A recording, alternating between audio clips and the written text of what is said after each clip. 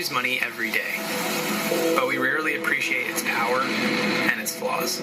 It's a tool that has been at the center of human progress. And as we build bigger and tackle complex problems, we're going to need the best tools available. We have a global economy. We're going to need a global digital currency.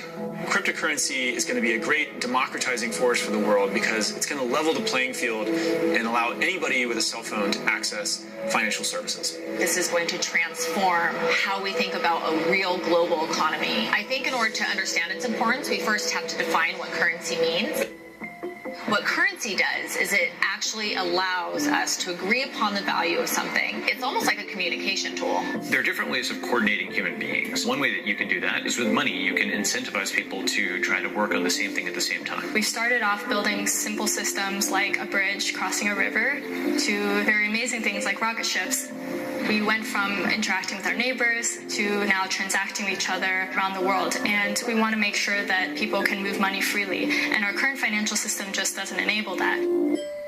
So the current systems are very centralized, and so we have big banks and big governments. There's a lot of middlemen who make things incredibly inefficient. When you talk about the problems of the existing financial system, you can go to a situation like Venezuela where, money is being printed and folks' savings are basically being destroyed. The value of their wealth has been completely eroded. I think a lot of us in the United States sort of take this idea for granted that if someone gives us money, it'll be in our bank account and it's not going to disappear or be taken away from us. And that's really a luxury that many people in the world don't have at all. There are about 1.8 billion people in the world today who have a cell phone but don't have access to any financial services. And what's really powerful about cryptocurrency is that it lets anybody, if you just have a smartphone and internet connection, participate in the global economy. What cryptocurrency does is takes the stability that we have and gives it to the rest of the world. If I have a dollar bill, I can hand that directly to somebody else. There was no bank in the middle there. With digital currency and blockchain, it's actually more similar to cash, yet again, where I can send something directly to somebody else, and I don't necessarily have to go through middlemen like a bank or a credit card company. We can go back to how we normally transacted, which is directly with each other without all these giant central parties in between. When computer scientists talk about the concept of so-called decentralization, what they mean is to avoid this idea of a single point of failure. A single point of failure like we have with institutions. If you have a single bank, and that bank has all your money, and then that bank fails, well, everyone's out of money. Whereas if you have lots of different individual nodes, hard drives and phones and so on that have some money, well, they're probably not all going to fail at the same time. So you no longer need the middleman to keep track of an internal ledger. All these computers are writing everything down for you. That network effect makes it unbreakable. So technology makes us richer and wealthier because you need less time or less money or less effort to get something done.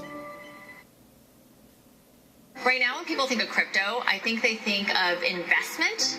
There's a lot of speculation. There's a lot of talk of prices and how much money has been raised. But it's really important to see past that. It'll shift to people actually using cryptocurrency to buy goods and services and transact in the economy. And that's not just send money back and forth. That means employ each other or fund each other.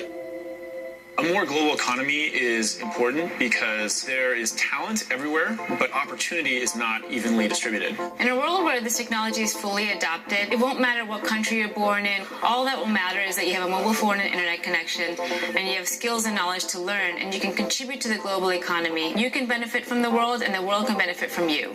Think about what kind of economy we could have if we had a global currency that we were all responsible for and all invested in. It opens up opportunity for everybody. Just being able to trust that if I do good work in the world and someone compensates me for it, I will be able to keep that wealth. That's such a powerful idea that it actually encourages people to try to do more good things in the world. If you've got lots of people who are invested in each other's success, literally, they're invested in each other's success at a broader level. I think cryptocurrencies are going to be as impactful to humanity as the internet has been. Digital currency and blockchain can bind us in ways that we wouldn't be bound before.